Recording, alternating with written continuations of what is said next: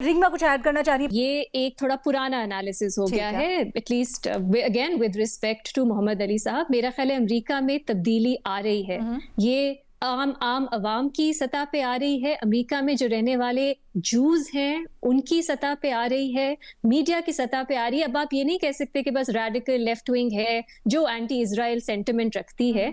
आप देख लीजिए बहुत मुख्तलिफ तरह के लोग हैं। इवन आप ट्रंप के सपोर्टर्स हैं जो अब इजराइल पे सवालात उठा रहे हैं, जो अब so things are not what they were 3-4 years ago। So वो कब ये इतनी अहमियत इख्तियार करेगा, ये चेंज वो किसी टैंजिबल चीज में आए वो देखना बाकी है, बट आई थिंक रेजिस्टेंस जरूर है या टू थिंक कि वही चीजें हैं जो 3-4 साल पहले, मेरा ख्याल है जो हालात बदले हैं। रीमा जरा वक्त मुख्तसर है, मैं चाहूंगी आपका पॉइंट आगे बहुत ज्यादा तब्दीली। मैं सिर्फ एक जुमला ऐड करना चाहता हूँ मोहम्मद अली साहब, मुख्तसर। देखिए सिर्फ एक जुमला नहीं, ऐसा नहीं है। अब अमूमी राय डेफिनेटली हमदर्दी पाई जाती है, फिलिस्तीन के लिए बढ़ रही है। एनबीसी का वो भी आया है, पोल भी आया है। लेकिन मैं बता रहा हूं कि जो पावर एलीट है उसकी हकीकत ये है कि ये सिर्फ ट्रंप या रिपब्लिकन इशू नहीं है, ये बाईपार्टिजान इशू है कि सुन्नी लॉबी का इन्फ्लुएंस। और आखिरी बात मैं आपको एक रियलिटी बता देता हूं। सर इमरान पे हमला तो अभी हुआ है ना। अलीना एक minute please don't interrupt me.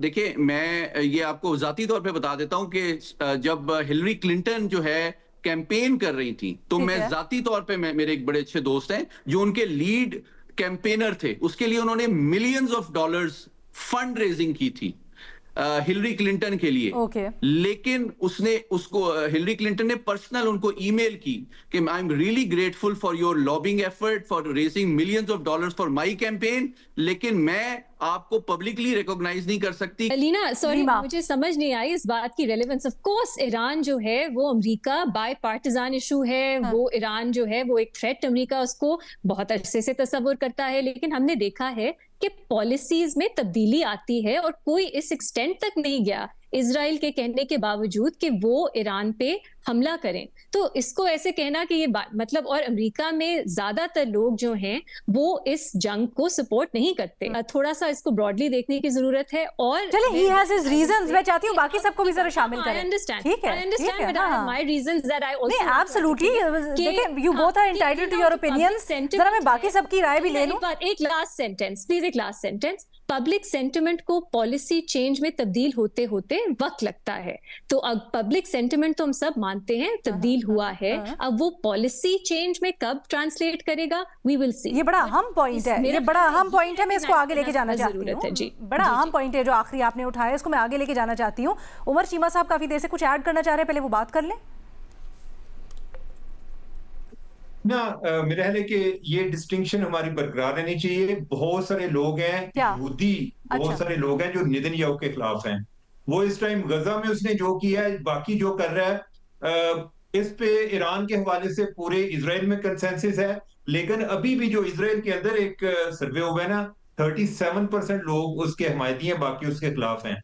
America में अगर आप जाते हैं तो जो न्यूयॉर्क के मेयर हैं उनके बहुत सारे लोग यहूदी उनके साथ खड़े हैं।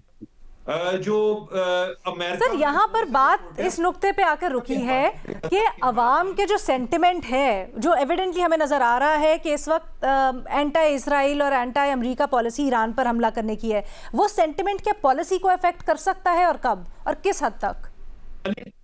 अलीना, मैं ये समझता हूँ ये जो हमारी जो फ्रेमिंग है ना इस आर्गुमेंट की, इसमें जरा थोड़ा सा एक फर्क करने की जरूरत है।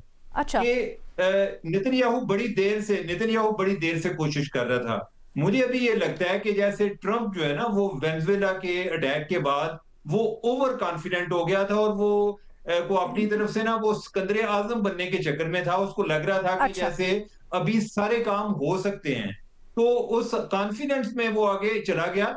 ये नहीं है कि वो बिल्कुल नेतन्याहू की हर बात पे या उसके आगे उसने कान पकड़े हुए, आई डोंट थिंक सो। हाँ, ये है कि नेतन्याहू इतनी देर से कोशिश कर रहा था तो ट्रंप का भी कोई बायस उसकी फेवर में हो गया। सर बट आपने अपने इनिशियल आर्गुमेंट में कहा कि असर तो जरूर है, और ये मेरा ख्याल है अब तो वेल एस्टैब्लिश्ड फैक्ट है कि ज्यादा या कम उसके ऊपर डिबेट की जा सकती है। साफी साहब, आपकी इसके ऊपर क्या राय है? खासकर ये जो पॉलिसी के ऊपर असरअंदाज होने वाली बात हो रही है,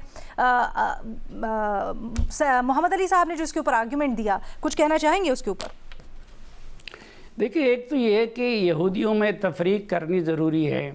एक वो यहूदी है जो सेहोनी है और जो इज़राइल के हामी हैं और जो ये सब कुछ करवा रहे हैं, और दूसरे आम यहूदी हैं। और दूसरा, मैं भी ये नहीं कहता कि कोई रातों रात अमेरिका में इनकलाब आ जाएगा और यहूदी लॉबी का असर रसूख ख़त्म हो जाएगा, लेकिन इज़राइल के ख़िलाफ़ नफ़रत जो है वो वक्त के साथ साथ बढ़ रही है। और ये सिर्फ ईरान का मामला नहीं है, बल्कि इससे पहले गज़ा में जो कुछ उन्होंने किया उसकी वजह से मगरिबी दुनिया में भी बहुत ज़्यादा काफ़ी नफ़रत जन्म ले चुकी है इज़राइल के ख़िलाफ़। और अब जब ये चीज़ सामने आ गई है कि एक हारी हुई जंग और जिसमें 160 बच्चियों को कत्ल किया गया था, उससे आगाज़ किया गया था, उस जंग की हिमायत डोनाल्ड ट्रंप वो नेतन्याहू के कहने पे कर रहे हैं, तो यकीनन इससे भी फ़र्क पड़ेगा उनके खिलाफ राय आमा का। अच्छा रीमा, आप कुछ ऐड करना चाह रही थी, प्लीज़ मुख्तसर। जी रीना, जब हम कहते हैं ना इजरायली लॉबी का इन्फ्लुएंस, ये बड़ी कोई अजीब सी चीज़ लगती है जो पता नहीं, जो समझ में नहीं आती, बस एक उस तरह से मतलब एक ईवल सी चीज़ लगती है। मेरा ख्याल है इसको समझने की ज़रूरत है। अमेरिका और इजराइल का फॉरेन पॉलिसी जो है उसमें एक उसकी लॉजिक है। अमेरिका जो है वो इजराइल को अपना एक पार्टनर समझता है मिडिल ईस्ट में। अमेरिका के और भी जो ऑब्जेक्टिव्स हैं वो कुछ हद तक इजराइल से जुड़े हैं, तो उनकी एक पार्टनरशिप है जो एक्सप्लेन की जा सकती है मटेरियल टर्म्स में कि वो क्यों उनके ऑब्जेक्टिव्स हैं वो मिलते हैं।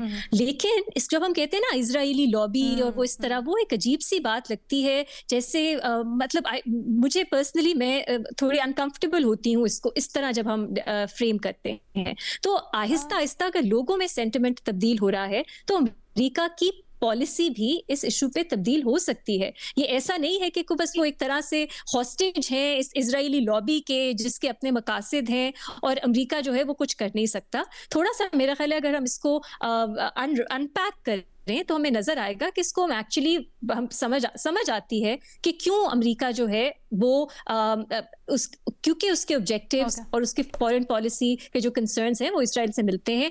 तो कुछ ऐसे फैसले होते हैं जो लगता है ये बड़ा इंटरेस्टिंग आपका अमेरिका के भी हक में, ये बड़ा इंटरेस्टिंग आपका कमेंट है। हमारे पास वक्त भी खत्म हो गया है, मैं चाहती हूँ थोड़ा सा केयरफुल होना चाहिए। अच्छा, ये बड़ा इंटरेस्टिंग आपका पॉइंट है, मैं चाहती हूँ इसी के ऊपर खत्म करें। मोहम्मद अली साहब के पास जाती हूँ, बस वक्त बिल्कुल खत्म हो गया, as short as possible. Sir ये वाला जो पॉइंट है ना इसको भी प्लीज एड्रेस। एक जुमला सिर्फ ऐड करना चाह रहा था आपकी इजाजत से। मैं सिर्फ ये बताना चाह रहा था, आपके इंटरेस्टिंग होगा आपके ऑडियंस के लिए, कि देखिए हम बहुत ज्यादा गुफ्तगू कर रहे हैं नेतन्याहू साहब और ट्रंप साहब के बारे में।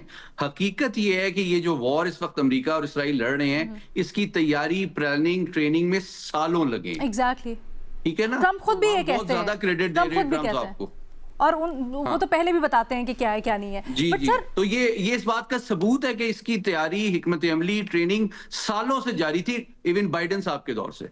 अच्छा रीमा, ये भी कह रही है ना कि एक जो इसराइली लॉबी की हम बात कर रहे हैं कि जो कोई बड़ी डार्क सी इवल सी चीज है, करता हूं मैं उनकी, but you don't agree with it. Respect करता हूं, लेकिन ऑब्वियसली उनका बट रिस्पेक्टफुली, मेरा रिस्पेक्टफुली सर अपना आर्गुमेंट भी आप आगे रख सकते हैं। हम एक सेकंड, रिस्पेक्ट हम सब एक दूसरे की करते हैं। रिलेशंस में इसके ऊपर थ्योरीज तक मौजूद हैं। अच्छा, ये एक पॉलिटिकल साइंस का सब्जेक्ट है। अच्छा, आप उससे अग्री ना करें, वो आपका राइट है, एंड आई रिस्पेक्ट दैट।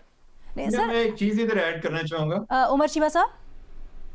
हाँ अलीना, मैं इस बात से हटके कि अभी जो ओवरऑल अगर हम अमेरिका में यहूदियों को देखें, अमेरिका में यहूदियों को अपने कदम जुमाने में बड़ी स्ट्रगल करनी पड़ी है। अब ये होता है कि जो एक माइनॉरिटी होती है ना, वो उनको आइडिया होता है कि हम मसल पावर में वीक हैं, वो अपने आप को ना ब्रेन पावर में वो उनकी मुनाफली उधर होती है, वो फाइनेंस की साइड पे या दूसरे ऐसे सेक्टर्स में उनका एक ज्यादा कंट्रोल होता है। जब ये यहूदी शुरू में इधर आए थे, इनके लड़के जो आईवी लीग यूनिवर्सिटीज हैं उन्होंने कोटा रखा था। वजह क्या थी कि अगर लेट्स से कि अगर कोई 20 सीटें हैं तो हो सकता है कि 10 यहूदियों के लड़के आ जाएं। उनके लड़के मिड रैंकिंग यूनिवर्सिटीज में जाना शुरू हुए, उनकी रैंकिंग इंप्रूव होना शुरू हो गई। इस तरीके से उन्होंने अपना कोटा तोड़वाया है। मैं ये जो बात कर रहा हूं वो ये है कि हमें इस लिहाज से उनके कोई सीखने की भी जरूरत है। अगर हम ये सिर्फ बात करेंगे ना कि उनका असर और सूह है, तो असर और सूह को जानने की जरूरत है कि उन्होंने अमेरिका में अपने आप को मजबूरी किस तरह बनाया हुआ है। वो ये नहीं है कि कोई लोगों को टीका लगाते हैं तो लोगों को उनका ज़हन चेंज हो जाता है। उन्होंने अपनी मजबूरी बनाया और मुसलमानों को भी अमेरिकन सिस्टम में अपनी जगह बनाने की। बिल्कुल सही, बिल्कुल सही, बिल्कुल सही कह- अच्छा, just to end this, Mohammad Ali साहब, क्योंकि हमारे पैनल की अक्सरियत की ये राय है कि कहीं ना कहीं जो प्रो इसराइल लॉबी है उसका असर कम होता हुआ उसके इशारे मिल रहे हैं, एक्चुअली उसका पॉलिटिकल इन्फ्लुएंस कब कम होगा ये तो ऑब्वियसली टाइम विल टेल। आपके लिए वो क्या इशारे होंगे जब आप ये कहना शुरू करेंगे कि अब लग रहा है कि आसार मिल रहे हैं कमज़ोरी के? देखिए, मैं चूंकि पॉलिटिकल साइंटिस्ट हूं ना, तो मैं आपको ये बता रहा हूं कि उनकी मकबूलियत में डेफिनेटली बहुत कमी आ रही है। पॉलिसी को कब इन्फ्लुएंस करना शुरू करेगा कि उनके खिलाफ बहुत ज्यादा बढ़ रहा है, लेकिन उनका जो पावर पे और वेल्थ जो ग्रास्प है, डिस्ट्रीब्यूशन पे जो सिस्टमिक इन्फ्लुएंस है, उसमें मैं कोई फौरी कमी नहीं देख रहा। कभी भी नहीं देख रहे? नहीं, फिलहाल मैं कोई कमी नहीं देख रहा। ठीक है सर, ओके।